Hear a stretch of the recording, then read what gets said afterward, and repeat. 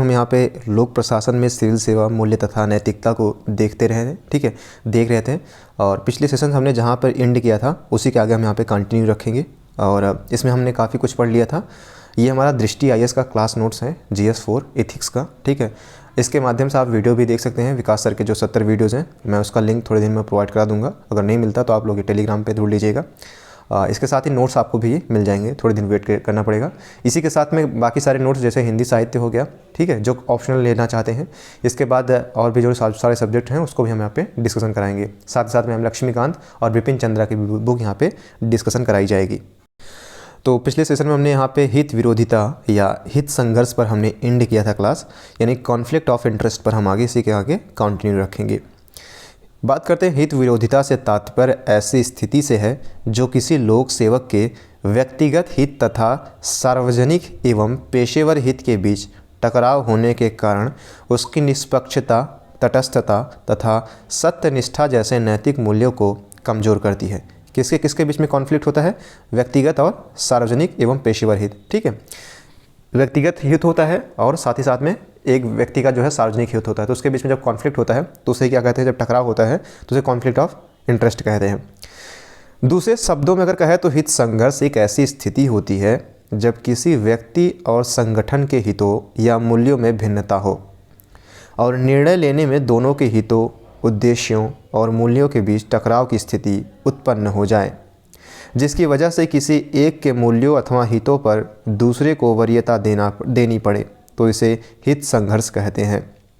वहीं हित विरोधिता संभवतः सर्वाधिक प्राकृतिक उदाहरण है जो सार्वजनिक क्षेत्र के नेतृत्व को नैतिक दुविधा में डालता है।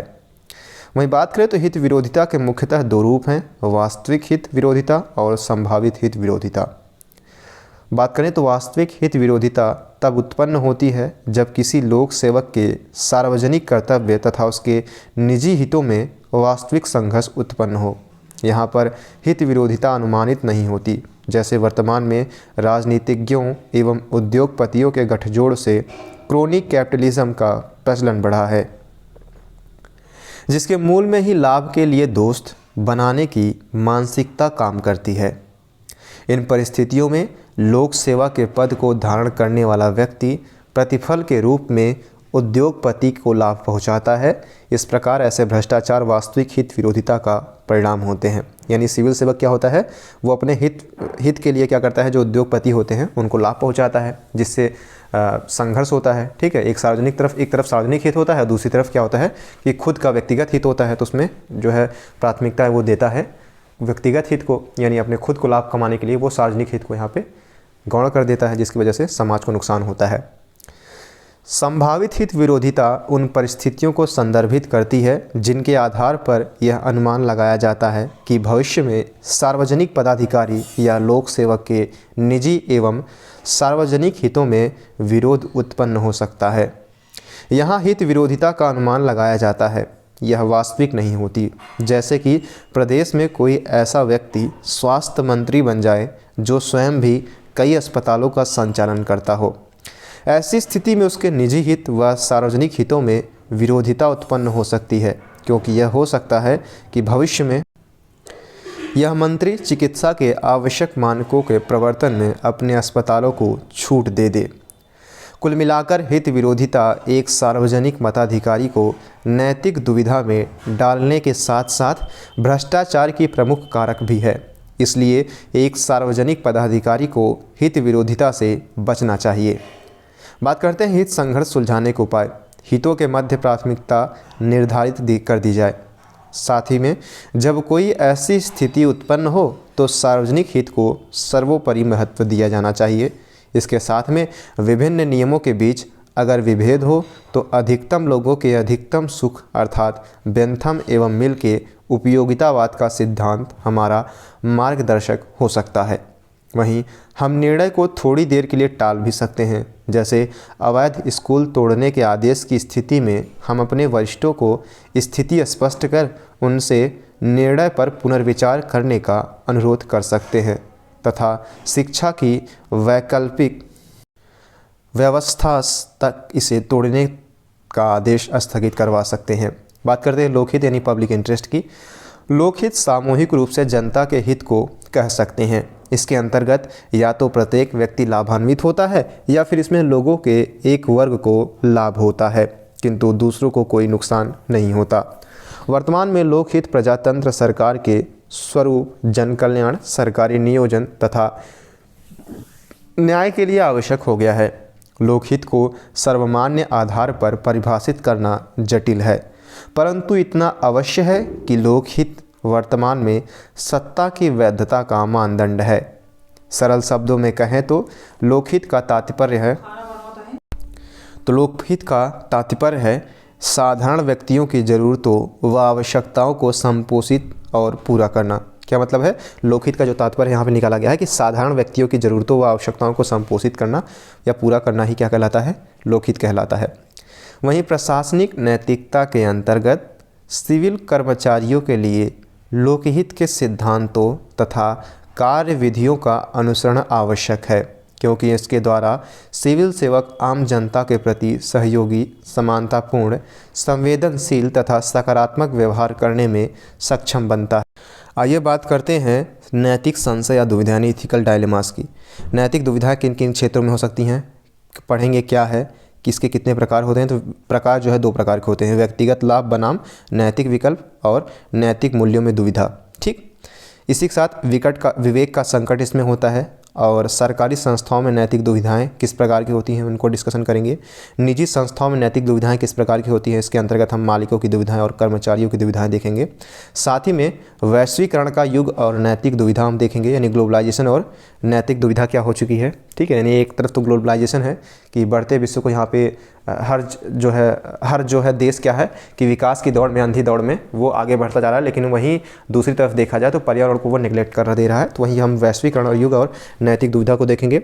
नैतिक दुविधाओं का समाधान किस प्रकार से किया जा सकता है उसको समझने का प्रयास करेंगे। साथ ही में निजी जीवन में नैतिक दुविधाएं और उनका समाधान किस प्रकार से किया जाए उसको भी समझने का प्रयास करेंगे।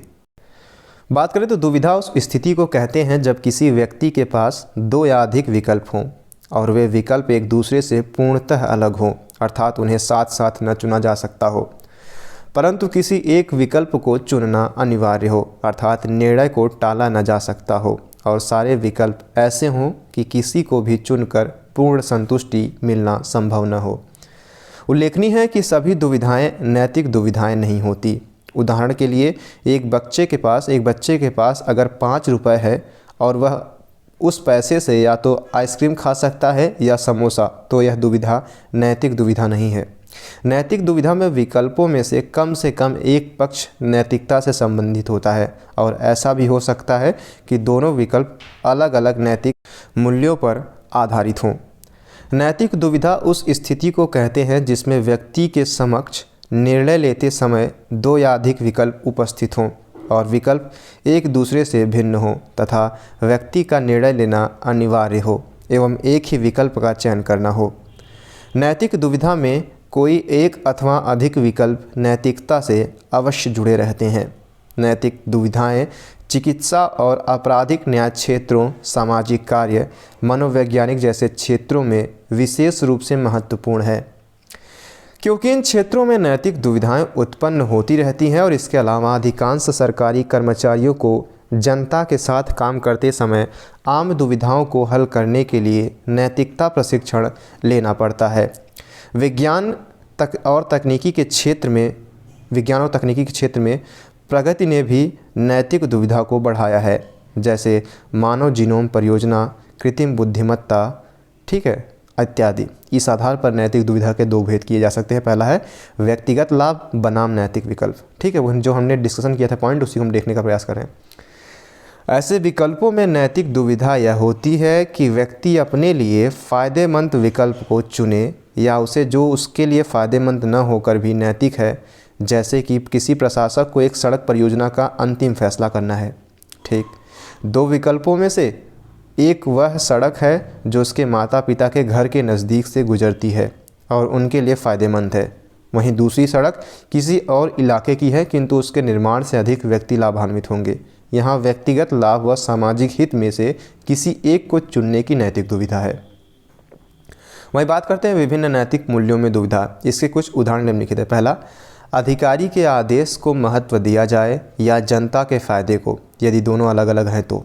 दूसरा, कानून में कोई ऐसी बात है जो कर्मचारी विशेष के धार्मिक मूल्य से मेल नहीं खाती, अब वह धार्मिक मूल्य को चुने या कानून को। जैसे मान लीजिए कि सती प्रथा जो है वो बैन है, ठीक है, कानूनन जो है अपराध है एक तरीके से देखा जाए, लेकिन उसका जो मूल्य है वो सती प्रथा के पक्ष में है, यानी सकारात्मक है, यानी वो मानता है। तो यहाँ पे दोनों जो है दुविधाएं उत्पन्न हो सकती है, तो या तो कानून को माने या तो व्यक्तिगत हित को माने। एक अधीनस्थ कर्मचारी जो कि बेहद गरीब है किसी से घूस मांगते हुए पकड़ा गया।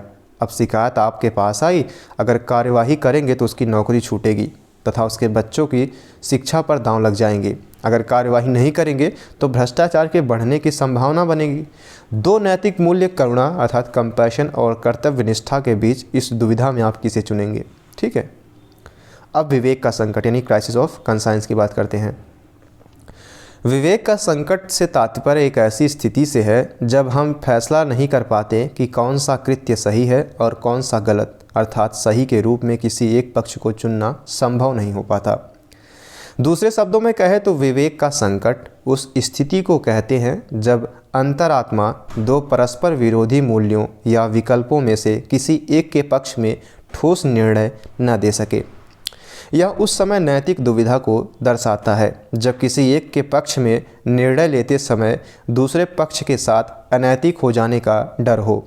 उदाहरण के लिए, यदि कोई गरीब भूखा बच्चा किसी दुकान से बिस्किट का एक पैकेट चुरा लेता है और उसे ऐसा करते हुए मेरे अलावा किसी ने न देखा हो, तो यदि मैं यह सब दुकानदार को बता देता हूँ तो बच्चा भूखा भी रहेगा और संभव है कि उसकी पिटाई भी हो जाए, तथा यदि मैं ऐसा नहीं करता हूँ तो मैं चोरी होने देने में सहायक हो जाता हूँ और शायद भविष्य में भी उस बच्चे को इस प्रकार के कृत्य को करने के लिए प्रोत्साहन मिलेगा।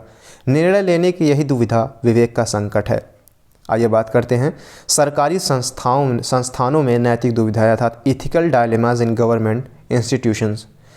लोक प्रशासन में अधिकारियों को समय समय पर विभिन्न चुनौतियों व समस्याओं का सामना करना पड़ता है। दो मूल्यों के मध्य किस मूल्य को प्राथमिकता दी जाए को लेकर टकराव हो जाता है, तो कभी व्यक्तिगत और सार्वजनिक हित के मध्य द्वंद्व उत्पन्न हो जाता है। इसी प्रकार विभिन्न चुनौतियों में से एक नैतिक दुविधा है। सरकारी संस्थाओं में उत्पन्न होने वाली प्रमुख नैतिक दुविधाएं निम्नलिखित हैं। पहला, शासकीय सेवकों के लिए रिश्वत लूं या न लूं, व्यक्तिगत लाभ बनाम नैतिकता। दूसरा, कार्यालय की किसी संपत्ति, कार या फ़ोन का व्यक्तिगत हित में प्रयोग करूं या नहीं। तीसरा, अगर कार्यालय में कोई अन्य व्यक्ति भ्रष्टाचार कर रहा है तो उसे आगे बढ़कर उसकी सहायता करूं या नहीं। इसके साथ ही में अगर अपने व्यक्तिगत काम के लिए कार्यालय से बाहर जाना पड़े तो उतने समय की औपचारिक छुट्टी लूं या नहीं। अगर कोई कर्मचारी भ्रष्ट है जिसे मैं निलंबित कर सकता हूं, हालांकि मेरे पास कोई औपचारिक शिकायत नहीं आई है, मैं खुद उसे रिश्वत लेते हुए देखा है और मैं जानता हूं कि वह गरीब है और जटिल पारिवारिक जिम्मेदारियों से घिरा है, तो मुझे अपनी ओर से कार्रवाई करनी चाहिए या नहीं। मुझे अपने विभाग के मंत्रियों तथा राजनीतिक नेताओं से सकारात्मक संबंध बनाने चाहिए या नहीं। ऐसे संबंध का लाभ पदोन्नति या किसी अन्य रूप में प्राप्त हो सकता है, हालांकि कहीं न कहीं उसके अनुसार कोई अनैतिक कार्य करना होगा। एक निजी कंपनी बार बार संकेत करती है कि मैं रिटायर होने के बाद 2 वर्ष बाद रिटायर होना है, 4 गुना वेतन के साथ उसकी कंपनी को ज्वाइन कर सकता हूं, बशर्ते कि मैं कुछ अनौपचारिक लाभ अभी या बाद में पहुंचाऊं। मुझे उसके प्रस्ताव को स्वीकार करना चाहिए या नहीं। यानी आप रिटायर होने वाले हैं 2 साल बाद और कोई कंपनी आपको ऑफ़र देती है, कुछ जो है लीगल डॉक्यूमेंट या फिर कुछ इन्फॉर्मेशन आपसे मांगती है कि आप वो हमें दे दीजिए, जैसे आप रिटायरमेंट हो जाएंगे तो हमें आपको 4 गुनी रकम पे या फिर 4 गुनी आपके वेतन पे हम अपनी कंपनी में आपको रख लेंगे। तो यहाँ भी जो है कॉन्फ्लिक्ट ऑफ इंटरेस्ट है। अब निजी संस्थानों में नैतिक दुविधाएं कौन कौन सी होती हैं, तो ethical dilemmas in private institutions की बात करते हैं। मालिकों की क्या दुविधाएं होती हैं, डायलेमाज ऑफ ओनर। स्टाफ को ओवर टाइम जैसी आर्थिक सुविधाएं दी जाएं या नहीं। बाजार की स्थिति ऐसी है कि बेरोजगारी अधिक है और ओवर टाइम नहीं भी देंगे तो भी कर्मचारी असुरक्षा के कारण मांग नहीं करेंगे, किंतु नैतिक पक्ष यह है कि अगर अतिरिक्त समय कार्य कराया गया तो अतिरिक्त वेतन या ओवर टाइम दिया जाना चाहिए। कंपनी का लाभ अधिकतम स्तर तक ले जाने की कोशिश की जाए या इस पक्ष को सीमित रखते हुए सामाजिक दायित्व निभाने पर विशेष बल दिया जाए। जैसे एक कंपनी के पास दो तकनीकी विकल्प है। तकनीकी का प्रयोग करने से उसका 2% लाभ बढ़ता है, किंतु आसपास के पर्यावरण को 2% से अधिक का नुकसान होता है। तकनीकी ख से पर्यावरण हानि नहीं होती परंतु उसकी लागत अधिक है, तब कंपनी को क्या करना चाहिए। ठीक है, यानी यहाँ पे दो स्थितियाँ दी गई हैं। अगर कर्मचारी तो ओनर का ये रहता है, मान लीजिए कि उसने जो है कोई कंपनी ऐसे स्थापित की कि अगर उसने पर्यावरण को ध्यान में रखकर कार्य किया तो क्या होगा कि उसे हानि होगी। ठीक है, हानि तो नहीं होगी, यहाँ पे क्या बताया गया है, लागत अधिक लगेगी। ठीक है, लेकिन अगर वहीं दूसरी तरफ बताया गया है कि उसने क्या कह रहे, अगर 2% लाभ बढ़ाता है, तकनीकी का प्रयोग करता है 2% लाभ बढ़ता है, लेकिन वही साथ ही साथ में 2% पर्यावरण को हानि पहुँचती है, तो उसे क्या करना चाहिए। अगर कर्मचारियों के हितों और व्यापक सामाजिक हितों में अंतर विरोध हो तो किसे प्राथमिकता दी जानी चाहिए। जैसे कंपनी आर्थिक रूप से समृद्ध है और हर कर्मचारी के केबिन में वातानुकूलित यंत्र लगवा सकती है और ऐसा करने में उसे झिझक भी नहीं है, किंतु उस इलाके में बिजली की आपूर्ति काफ़ी कम है और यहाँ इतने वातानुकूलन यंत्र चलाने का मतलब है कि कई घरों में पंखा भी नहीं चलेगा। ऐसे में किनके हितों की वरीयता दी जानी चाहिए। अगर दो कर्मचारियों में से एक अधिक योग्य किंतु कम नैतिक है, जिसके बिना कार्यालय की परियोजनाएं पूरी नहीं हो पाती, जबकि दूसरा बेहद ईमानदार किंतु कुछ कम योग्य है, तो इनमें से किसके कार्य का महत्व या प्राथमिकता दी जानी चाहिए। ठीक है, यहाँ बताया गया कि एक व्यक्ति ऐसा है जो कि योग्य तो बहुत है लेकिन नैतिक नहीं है। ठीक है, कम नैतिक है। और दूसरा क्या है कि नैतिक तो यहाँ पे क्या बताया गया, योग्य तो कम है लेकिन ईमानदार बहुत है। ठीक है, तो आप किसको प्रेफरेंस देंगे। पांचवा यहाँ पे क्या दिया गया है, कॉन्फ्लिक्ट ऑफ इंटरेस्ट, यानी ओनर का जो है, कर्मचारियों को चुनते समय सिर्फ योग्यता को महत्व दिया जाए या सामाजिक न्याय जैसे नैतिक पक्षों का भी ध्यान रखा जाए। छठवां, क्या ग्राहक को अपने उत्पादों की सारी अच्छाइयाँ व कमियाँ ईमानदारी से बताई जाएँ, विशेषतः तब जब आपके प्रतिस्पर्धी इतने ईमानदार न हो। सातवां, क्या कंपनी को सभी कर ईमानदारी से चुकाना चाहिए, विशेषतः तब जब प्रतिस्पर्धी कंपनियां बड़े पैमाने पर कर चोरी करती हों और इस वजह से अपने उत्पादों की लागत कम करके उन्हें बाज़ार में कम दाम बेचने में समर्थ हों। अब कर्मचारियों की क्या दुविधाएं होती हैं, डायलेमास ऑफ एम्प्लॉयज़ की। अपना हित बनाम कंपनी का हित, यानी अपने हित को ध्यान में रखें या फिर कंपनी के हित में। मान लीजिए कोई एम्प्लॉय है जिसे दूसरी कंपनी कोई इन्फॉर्मेशन मांगती है, उससे क्या होगा, उसका प्रमोशन हो जाएगा दूसरी कंपनी में या फिर पैसे उसको मिलेंगे, लेकिन कंपनी इससे इन्फ्लिक्ट होगी। ठीक है, यहाँ पे इफेक्ट डालेगी। अच्छा काम बनाम उच्च कर्मियों से अच्छे संबंध, यानी अच्छा काम करवाए कंपनी, अच्छा काम करे या फिर उच्च कर्मियों से अधिक अच्छे संबंध हो, तब भी उसका काम चलता रहेगा। अगर प्रतिस्पर्धी कंपनी कोई ऐसा प्रस्ताव दे जिसमें आर्थिक लालच ज़्यादा हो और वह प्रस्ताव इसलिए दिया जा रहा हो कि कर्मचारी इस कंपनी के अस्तित्व के लिए काफ़ी महत्वपूर्ण है, तो कर्मचारी को अपना निष्ठा किसके प्रति रखना चाहिए। ठीक है, वही यानी लालच दिया जाए और कुछ इन्फॉर्मेशन मांगी जाए। कंपनी का फ़ायदा बनाम समाज का फ़ायदा। कई बार अपने कार्यक्षेत्र में यह परिस्थिति उत्पन्न हो जाती है कि कंपनी के लिए कोई वस्तु या निर्णय लाभप्रद होने पर वह समाज के लिए हानिकारक होता है, जैसे किसी गुटखा बनाने वाली कंपनी के उत्पाद का प्रचार प्रसार करना। इससे कंपनी के उत्पाद की बिक्री होने पर कंपनी की आय में तो वृद्धि होगी, परंतु समाज में इन उत्पादों का सेवन करने वाले व्यक्तियों के स्वास्थ्य पर प्रतिकूल प्रभाव पड़ने के साथ ही सामाजिक व्यवस्था में अस्थायित्व उत्पन्न हो सकता है। अब आइए सोल्यूशन ऑफ डायलेमास की बात करते हैं, यानी दुविधाओं का समाधान किस प्रकार हो सकता है। तो हम अपने जीवन में कई नैतिक और अनैतिक समस्याओं का सामना करते हैं। उनमें से ज़्यादातर समस्याएं अपेक्षाकृत सरल समाधानों के साथ आती हैं। दूसरी ओर नैतिक दुविधाएं बेहद जटिल चुनौतियां हैं जिन्हें आसानी से हल नहीं किया जा सकता। अतः नैतिक दुविधाओं के समाधान खोजना निजी और सार्वजनिक जीवन में अत्यंत महत्वपूर्ण है, क्योंकि लगभग सभी व्यक्ति व्यक्तिगत, सामाजिक और पेशेवर सहित अपने जीवन के लगभग हर पहलू में नैतिक दुविधा का सामना कर सकते हैं। इन नैतिक दुविधाओं का समाधान निम्नलिखित तरीके से किया जा सकता है। ये बात करते हैं लोक प्रशासन में नैतिक दुविधाओं का समाधान किस प्रकार से कर सकते हैं। देखिए, पहला है कि निश्चित कानून के आधार पर निर्णय लिया जाए। ठीक है, यानी कानून को प्रेफरेंस दिया जाए। इसी के साथ साथ में कानून के अभाव में नियम या विनिमय के आधार पर निर्णय लिया जाए। ठीक है, यानी मान लीजिए कोई कानून नहीं बना है तो ऐसे ही जो है इस पर जो है क्या नियम लागू होने चाहिए, क्या नियम बनाए गए हैं, फिर क्या विनिमय बनाए गए हैं, उन्हीं के आधार पर निर्णय लेना चाहिए। दूसरा स्थिति का बात यह है कि विवेकाधीन शक्ति की उपस्थिति, यानी मूल्यों में संघर्ष, अधिक व्यापक तथा महत्वपूर्ण मूल्य को महत्व देना, इसके साथ ही निर्णय को क्या परिणाम होंगे और परिणामों की कीमत समुचित है या नहीं, इन सभी पक्षों को ध्यान में रखकर निर्णय लेना चाहिए। इसी के साथ साथ में पूर्व के अधिकारियों ने ऐसे मामलों में क्या निर्णय लिया था, इसको ध्यान में रखकर निर्णय लेना चाहिए। साथ ही साथ में वरिष्ठ अधिकारियों को सलाह लेनी चाहिए, ठीक है, और सामूहिक बुद्धिमत्ता पर आधारित सुझाव लेना चाहिए। आइए बात करते हैं, यह देखना चाहिए कि कोई निश्चित कानून है। अगर कानून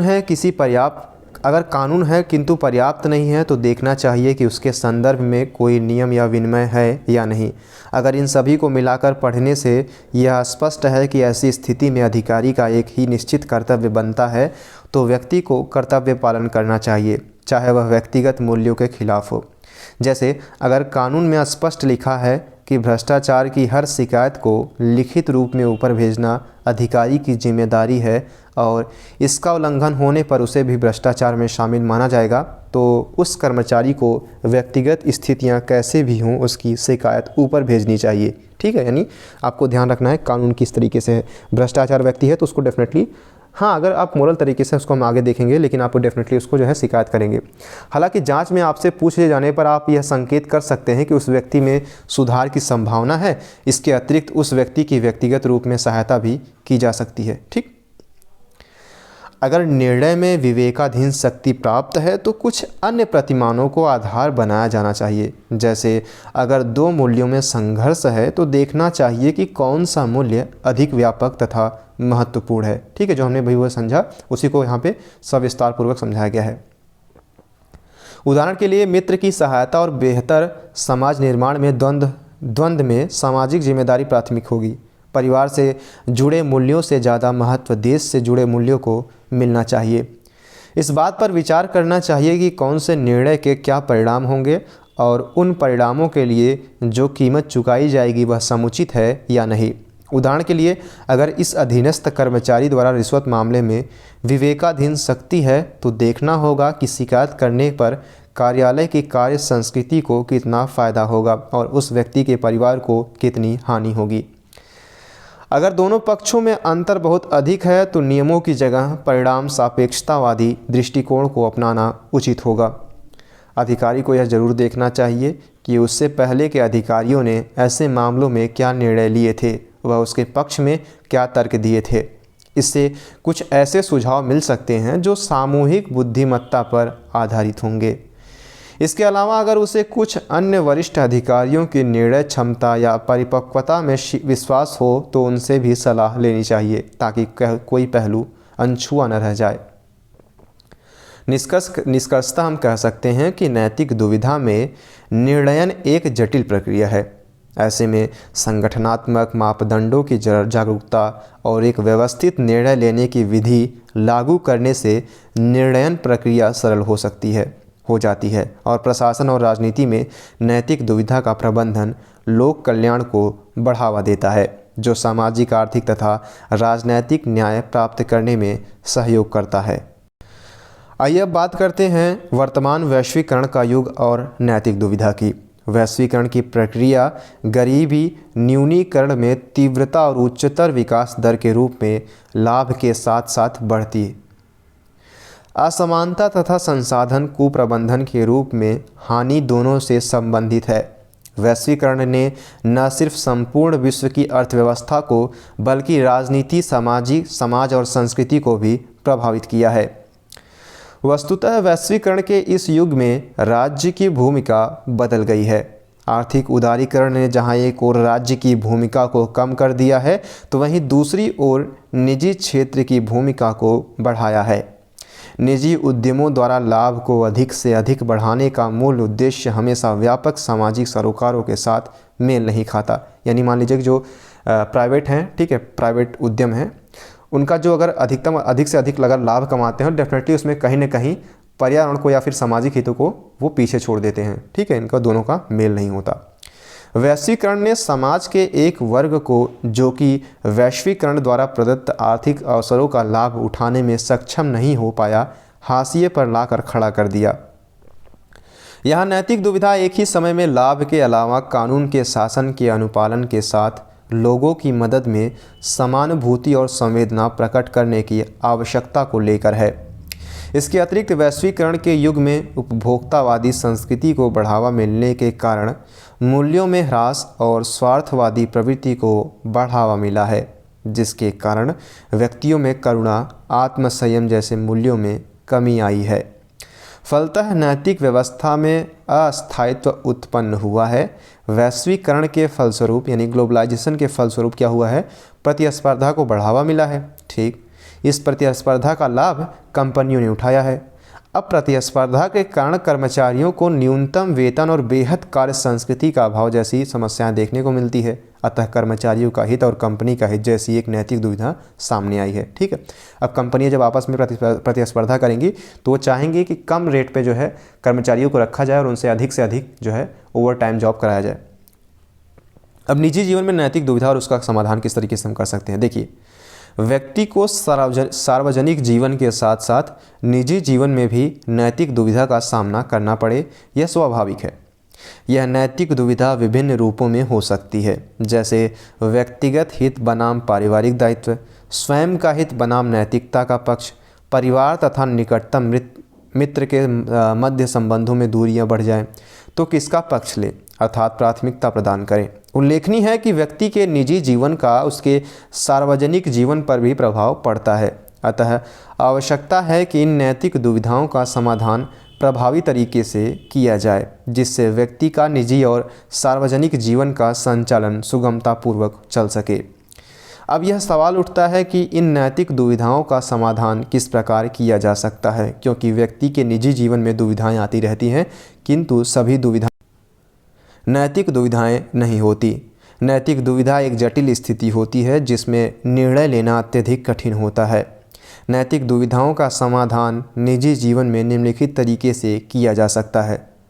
पहला, व्यक्ति के नैतिक मूल्य स्पष्ट सोपान क्रम में होने चाहिए। मूल्य सोपान क्रम में निर्धारित होने पर व्यक्ति को यह पता रहता है कि दो मूल्यों के मध्य अंतर्द्वंद में किस मूल्य को प्राथमिकता प्रदान करनी है। जैसे किसी व्यक्ति को समयबद्धता और करुणा जैसे मूल्यों में द्वंद्व होने पर करुणा मूल्य को वरीयता प्रदान करनी चाहिए, क्योंकि करुणा सभी नैतिकताओं का मूल आधार है।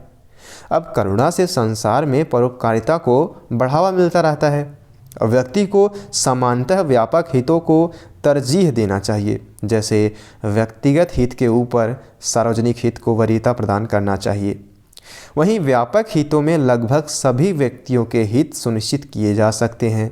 उपयोगितावादी विचारधारा के अनुसार अधिकतम व्यक्तियों के अधिकतम सुख को वरीयता प्रदान करना चाहिए, तो वही गांधी जी का सर्वोदय सिद्धांत भी समाज के सभी व्यक्तियों के हितों की बात करता है।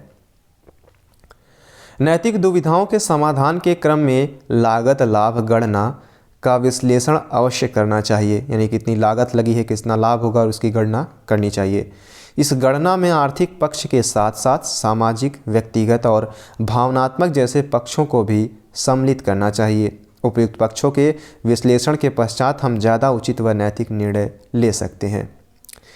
इसके अतिरिक्त नैतिक मार्गदर्शन के स्रोत के रूप में परिवार, मित्र, शिक्षक, विशेषज्ञ इत्यादि से विचार विमर्श करके इस समस्या का समाधान किया जा सकता है।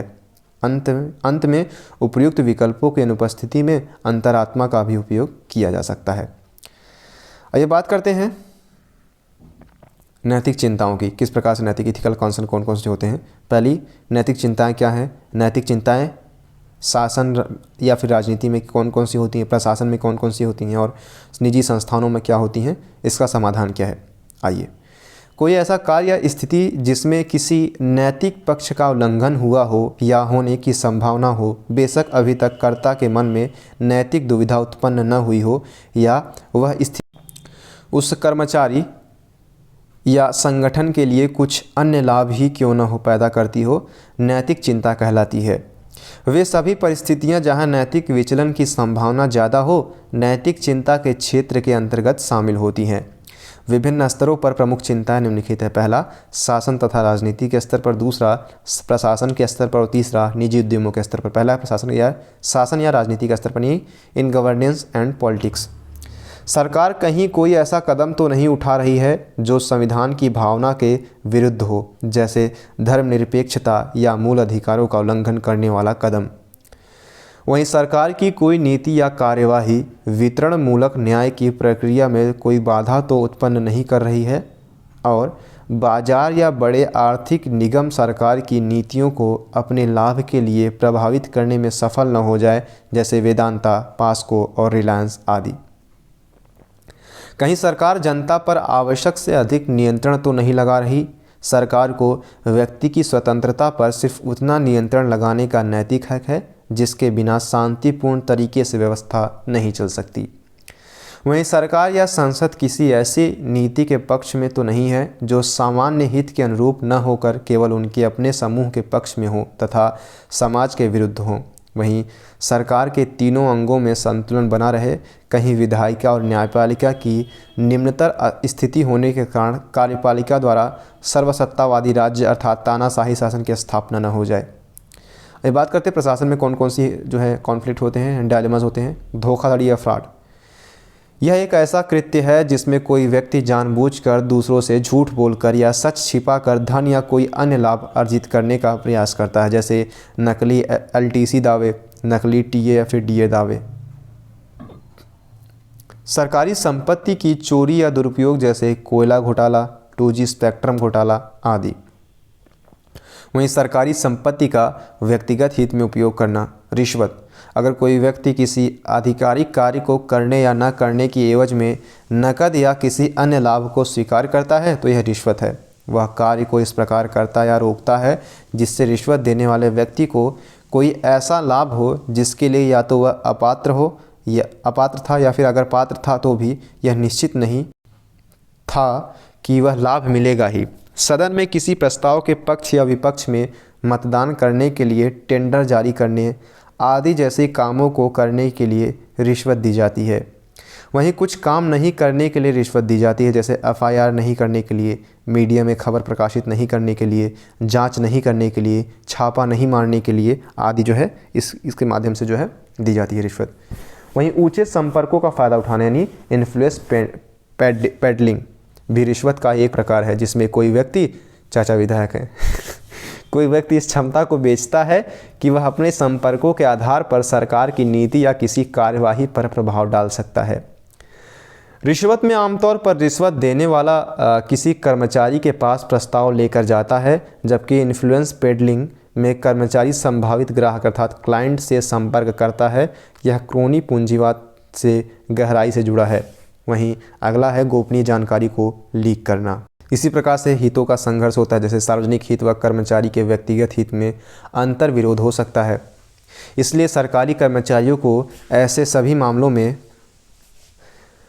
स्वयं यह घोषणा करनी होती है कि इन मामलों में मेरा व्यक्तिगत हित जुड़ा है, इसलिए यह मुझे न सौंपा जाए। ठीक है, मान लीजिए कि आप अपनी कोई कॉपी चेक कर रहे हैं, कोई व्यक्ति कॉपी चेक कर रहा है और उसी में उसके रिश्तेदार या फिर कोई ऐसा व्यक्ति है जो उससे संबंधित है और वो जानता है कि अगर वो कॉपी चेक करेगा तो यहाँ पे क्या हो जाएगा, कॉन्फ्लिक्ट इंटरेस्ट जो है यहाँ पे विचार या फिर जो एक तरीके से वो न्याय नहीं कर पाएगा, न्याय संगत नहीं होगा। तो उसे क्या होना चाहिए, उसे सरकार से यह निवेदन कर करके उससे हट जाना चाहिए।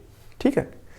परवर्ती नियोजन के लिए दुराचार करना, यदि कोई व्यक्ति सेवानिवृत्त होने वाला हो या किन्हीं कारणों से पहले ही नौकरी छोड़ना चाहता हो तो कुछ निजी कंपनियों को फ़ायदा पहुंचा सकता है जो बाद में उसे नौकरी दे।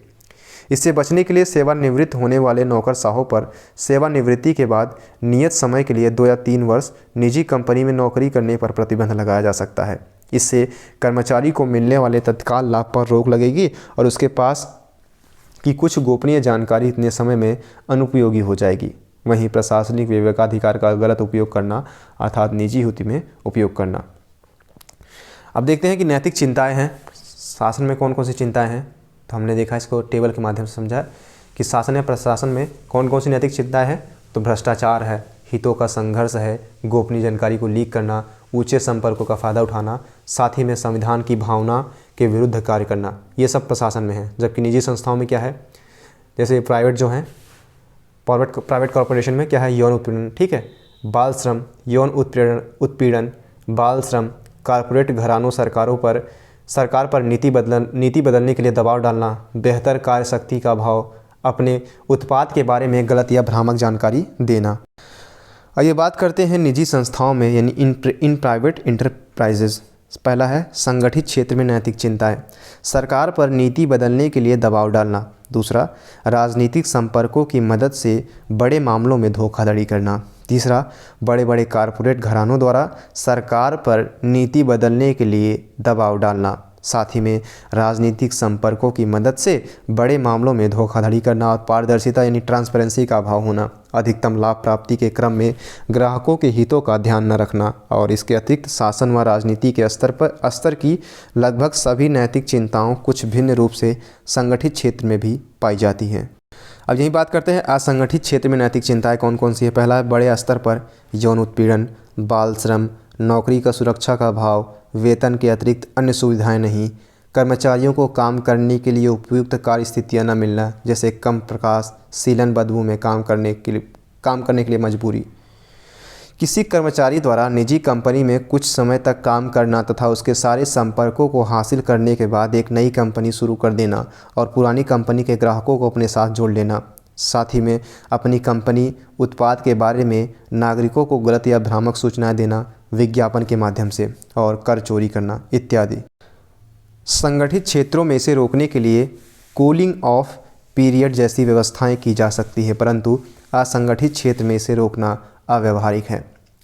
वहीं बात करते हैं नैतिक चिंताओं के समाधान यानी सॉल्यूशन ऑफ एथिकल कंसर्न की बात करें तो पहला है नियुक्ति के समय नैतिक मूल्यों की परीक्षा मनोवैज्ञानिक परीक्षणों के माध्यम से होनी चाहिए। वहीं ट्रेनिंग या प्रशिक्षण में सिविल सेवा के मूल्यों पर अधिक बल दिया जाए, जैसे गांवों से संपर्क, वंचित वर्गों से संपर्क, बेहतर प्रशासनिक कार्य संस्कृति के लिए प्रशिक्षण आदि, जिसे हम क्या कहते हैं भारत दर्शन। नैतिक संहिता लवासना में जब आप भारत दर्शन करते हैं तो वही बताया गया है। नैतिक संहिता और आचरण संहिता सही तरीके से बनाई जाए, यानी कोड ऑफ इथिक्स और कोड ऑफ कंडक्ट को जो है सही तरीके से बनाई जाए और उसका पालन गंभीरता से हो। वहीं भ्रष्टाचार को फौजदारी अपराध घोषित किया जाए, आर्थिक नुकसान की भरपाई करना जरूरी हो, साथ ही समुचित दंड, जेल इत्यादि का भी होना चाहिए। कर्मचारियों के नैतिक स्तर से संबंधित नियमित मूल्यांकन व रिपोर्टिंग की व्यवस्था हो, जो उनकी पदोन्नति आदि का मुख्य आधार बने। वहीं अस्थायी समाधान एक ही है, समुचित कार्य संस्कृति यानी एप्रोप्रिएट वर्क कल्चर का विकास। सातवां है किसी कंपनी संगठन में कानूनों का क्रियान्वयन प्रभावी तरीके से होना चाहिए, जैसे न्यूनतम मजदूरी अधिनियम का पालन, यौन हिंसा से बचाव के लिए विशाखा गाइडलाइंस का पालन और इसके लिए आंतरिक शिकायत कमेटी का गठन करना इत्यादि। इसी के साथ में संगठन अथवा कंपनी में कार्यरत कर्मचारियों को कानूनों की जानकारी व कानूनों के संबंध में जागरूक करने का प्रयास करना चाहिए। वह मानव संसाधन विकास पर बल देना और कर्मचारियों की कार्यकुशलता व गुणवत्ता बढ़ाने के लिए नियमित सेमिनार का आयोजन करना। साथ ही में प्रशासन में जवाबदेहिता और पारदर्शिता तथा उत्तरदायित्व को बढ़ावा देने का प्रयास करना चाहिए, जिसमें तकनीकी का प्रयोग, मीडिया और नागरिक समूह की महत्वपूर्ण भूमिका हो सकती है। अब बात करते हैं नैतिक मार्गदर्शन के स्रोत, विधि, नियम, विनिमय व अंतरात्मा यानी sources of ethical guidance, laws, rules, regulations and conscience. नैतिक मार्गदर्शन के स्रोत की बात करें तो एक है बाह्य स्रोत, एक है आंतरिक स्रोत। बाह्य स्रोत में विधि, नियम या विनिमय आ जाते हैं, जबकि आंतरिक स्रोत में अंतरात्मा के पक्ष को सुना जाता है। बात करें तो सामान्य लोक व्यवहार में व्यक्तियों के सम्मुख तथा प्रशासन में लोक सेवकों के सम्मुख यह प्रश्न प्रायः उठता है कि कौन सा कार्य नैतिक है और कौन सा अनैतिक। मानव कार्यों को सही यानी नैतिक या गलत अर्थात अनैतिक तय करने के लिए नीति शास्त्र में मानदंडों या मानकों का परीक्षण किया जाता है। इसके लिए निम्नलिखित पहलुओं या मानकों को आधार बनाया जाता है। कृत्य का उद्देश्य क्या है, कैसी परिस्थितियाँ हैं, प्रयोजनकर्ता कौन है, पीड़ित कौन है, लाभार्थी या परिणाम इसका क्या होगा इत्यादि। अब यहाँ पर अन्य सवाल यह भी उठता है कि नैतिकता को निर्धारित करने के लिए जो पैमाने बनाए जाएं उनका मूल स्रोत क्या हो। इस दृष्टि से नैतिक मार्गदर्शन के ये स्रोत आंतरिक और बाह्य स्तर पर विधि, नियम, विनिमय, विनियम और अंतरात्मा है। वहीं नैतिक मार्गदर्शन के ये स्रोत लोक प्रशासकों के लिए विशेष रूप से महत्वपूर्ण है। इनके आधार पर लोक प्रशासक स्पष्ट और अधिक व्यवहारिक मार्गदर्शन प्राप्त कर सकता है। बात करते हैं मार्गदर्शन व्यक्ति के जीवन में विशिष्ट स्थान रखता है। यह मार्गदर्शन विभिन्न रूपों में हो सकता है, जैसे मित्र, परिवार, विधि, नियम, विनमय, अंतरात्मा इत्यादि। अब मार्गदर्शन व्यक्ति को अपने लक्ष्य, उद्देश्य की दिशा में अग्रसर करता है। अगर मार्गदर्शन सही व नैतिक हो तो व्यक्ति शिष्टाचार से युक्त जीवन यापन कर सकता है और साध्य की पवित्रता के साथ ही साधन की पवित्रता को बनाए रख सकता है। परंतु यदि मार्गदर्शन गलत दिशा में हो तो व्यक्ति अनैतिक कृत्य की ओर बढ़ने लगता है, जैसे तथा व्यक्ति का जीवन विसंगतियों से वियुक्त हो जाता है। इस प्रकार स्पष्ट है कि व्यक्ति को अपने जीवन में कार्य करने के लिए नैतिक मार्गदर्शन का सहारा लेना चाहिए। वहीं ध्यातव्य है कि नैतिक मार्गदर्शन के आंतरिक और बाह्य स्रोत हैं जो व्यक्ति की समझ, उपस्थिति, परिस्थिति को भली भांति जानकर चिंतन प्रक्रिया से जोड़कर निर्णय लेने में मदद करते हैं। वहीं नैतिक मार्गदर्शन के स्रोत व्यक्ति पर यह नैतिक दायित्व आरोपण करते हैं कि विपरीत व प्रतिकूल परिस्थितियों में भी व्यक्ति नैतिक निर्णय ही ले। नैतिक मार्गदर्शन के स्रोत के रूप में विधि, नियम, विनमय और अंतरात्मा का सहारा लिया जा सकता है। अब देखिए यहाँ पे नैतिक मार्गदर्शन के स्रोत कौन से हैं? विधि है, ठीक है। यानी मान लीजिए कि नैतिक मार्गदर्शन के स्रोत कौन कौन से हैं, यानी आप कोई निर्णय ले रहे हैं तो उसमें आप किसकी भूमिका ले सकते हैं? विधि का, कानूनों का, नियम का, विनमय का और अंतरात्मा का, ठीक है। इनका सहयोग आप ले सकते हैं। आइए बात करते हैं कि विधि या कानून यथा लॉज की। विधि के लिए अंग्रेजी में प्रयुक्त शब्द लॉ है, जो कि लिगैर से बना है, जिस LIG लिगैर से बना है, जिसका अर्थ है बांधना। अर्थात विधि अपने मूल अर्थ में बंधनकारी है और यह किसी कार्य को करने या न करने की सलाह देती है। दूसरे शब्दों में कहे तो राज्य द्वारा निर्धारित नियम विधि कहलाती है। विधि नैतिक मार्गदर्शन का प्रमुख स्रोत है। विधि को हम यहाँ पहले तौर पर प्राकृतिक विधि होती है, नेचुरल लॉ होता है। दूसरा क्या होता है? सकारात्मक या मानवीय विधि अर्थात पॉजिटिव लॉ। देखिए, प्राकृतिक विधि प्रकृति द्वारा निर्धारित विधि है। प्रकृति द्वारा निर्धारित होने के कारण इसमें सामान्यतः सार्वभौमिकता और अपरिवर्तनशीलता जैसे दो महत्वपूर्ण गुण पाए जाते हैं। वहीं सार्वभौमिकता से तात्पर्य इसकी पहुंच सभी मनुष्यों तक है तथा अपरिवर्तनशीलता के कारण सामान्यतः समय, काल, परिस्थितियों पर इसका प्रभाव नहीं पड़ता। प्राकृतिक विधि प्रकृति द्वारा प्रदत्त है, अर्थात इसे एक मनुष्य द्वारा दूसरे मनुष्य से छीना या समाप्त नहीं किया जा सकता। वहीं मानव द्वारा निर्मित विधि मानवीय या सकारात्मक विधि कहलाती है। यह प्राकृतिक विधि से भिन्न है। मानवीय विधि समय के अनुसार परिवर्तित होती रहती है, अर्थात इसे घटाया या बढ़ाया जा सकता है। इसके अंतर्गत सांविधिक विधि, नियम, विनियम इत्यादि सम्मिलित किए जाते हैं। एक अच्छी विधि या कानून में निम्नलिखित गुण होने चाहिए। पहला, कानून सामान्य हित के पक्ष में होना चाहिए, न कि किसी वर्ग विशेष या समूह विशेष के प्रति। मानवीय प्रकृति के अनुरूप होना चाहिए। तीसरा, उसका पालन करना सभी के लिए संभव हो। चौथा, कहीं नहीं ऐसा कि कोई कानून बना दिया जाए और वो सामान्य जनमानस में वो लागू ही नहीं कर पाया जा सके। इसका मतलब है कि उसे सामान्य लोग फॉलो ही ना कर पाए। इसके साथ ही में कानून लागू करने से पहले जनता को कानून की जानकारी देने की पूरी कोशिश की गई हो, ताकि कानून का उल्लंघन करना अज्ञानतावश न हो। वहीं जनता के सामाजिक सांस्कृतिक मूल्यों के विरुद्ध न हो, और अगर हो तो उसे पारित करने से पहले समाज में व्यापक बहस हुई हो और विभिन्न व्यक्तियों को अधिकार और दायित्व न्यायोचित ढंग से प्रदान किए गए हो। बात करते हैं विधियों का सोपान क्रम अर्थात हायरार्की ऑफ लॉज की।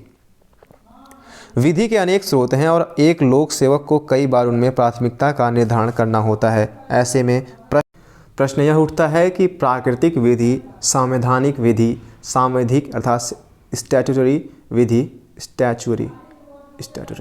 विधि, नियम, विनमय में से किसे प्राथमिकता प्रदान की जाए। यदि इन विधियों में विवाद होता है तो प्राकृतिक विधि को सर्वोच्च प्राथमिकता मिलती है। प्राकृतिक विधि के बाद दूसरी प्राथमिकता संवैधानिक विधि को मिलती है। संवैधानिक विधि के लिखित रूप की अपेक्षा इसके न्यायिक निर्वचन को अधिक महत्व दिया जाता है। वहीं संवैधानिक विधि के पश्चात क्रमशः सांविधिक विधि यानी विधायिका द्वारा निर्मित विधि, अधिनियम अर्थात एक्ट्स, न्यायिक आदेश, नियम तथा विनमय आते हैं। इस तरीके से आप निर्णय ले सकते हैं। इन सभी के लिखित रूप की अपेक्षा इनके न्यायिक निर्वचन को अधिक महत्व दिया जाता है। यदि मामला इनमें से किसी के अंतर्गत नहीं आता हो तो अंतरात्मा का प्रयोग करना चाहिए। पहले क्या है, प्राकृतिक विधि को फॉलो करो, अगर उसके बाद है नहीं है तो उसके बाद जो है प्रेफरेंस दीजिए सांविधिक विधि को। उसके बाद प्रेफरेंस किसको देना है, सांविधिक विधि के बाद अधिनियम को, इसके बाद न्यायिक आदेश को, क्या क्या न्यायालय ने आदेश दिए हैं, इसके बाद नियम को, कौन कौन से नियम है से संबंधित, और विनियमन को आपको यहाँ पे लास्ट में विनियम को, रेगुलेशन को महत्व देना है, यानी उसके बेसिस पे आपको निर्णय लेना है। इसी के साथ में सामाजिक परंपरा व कानून की बात करते हैं, सोशल कस्टम एंड लॉस की। प्रायः कानून भी समाज के साथ साथ विकसित होते हैं और सामाजिक परंपराएं ही कानून में परिवर्तित हो जाती हैं। विवाह अधिनियम, हिंदू उत्तराधिकार अधिनियम, मुस्लिम पर्सनल लॉ आदि इनके कुछ उदाहरण हैं, परंतु सामाजिक परंपराएं व कानून सदैव साथ साथ नहीं चलते। कई बार सामाजिक परंपराएं रूढ़ हो जाती हैं और आधुनिक मूल्यों से मेल नहीं खाती। कई परंपराएं वर्ग विशेष के विरुद्ध विभेद करती हैं। ऐसी परंपराओं के विरुद्ध कानून बनाना आवश्यक हो जाता है। ऐसे कुछ प्रमुख अधिनियम है Sharda act, Hindu code bill 1955, civil अधिकार संरक्षण अधिनियम 1955, अनुसूचित जाति एवं जनजाति अत्याचार निवारण अधिनियम 1989। अब यहाँ पे देखिए विवाह अधिनियम, हिंदू उत्तराधिकार अधिनियम में देखा जाए तो एक सामाजिक परंपराएं जो है वो कानून के रूप में परिवर्तित हो गई। ठीक, सामाजिक परंपराओं में क्या था कि रूढ़ आधुनिक मूल्यों के अनुरूप नहीं थे। ठीक है, आधुनिक जो मूल्य हैं उसके अनुरूप जो है रूढ़िवादी यहाँ पे विचारधारा थी, वो आधुनिक मूल्यों से मेल नहीं खाती थी। इसके विरुद्ध जो है कानून लाया गया शारदा एक्ट, हिंदू कोड अधिनियम 1955। ठीक है, तो इस तरीके से सामाजिक परंपराएं किस तरीके से कानून से कानून के रूप में कन्वर्ट हुई, उसी तरीके को यहाँ पर समझाया गया है। अब अगला है हमारा कानून के प्रयोग से जुड़े नैतिक संशय, यानी ethical doubt about uses of law. तो इस सेशन को हम यहीं समाप्त करते हैं, अगला सेशन हमारा जल्द ही आएगा। आई होप आपको वीडियो पसंद आया होगा, समझ में आई होंगी चीज़ें। Thank you so much, keep loving, keep supporting and keep stay with us. Thank you so much.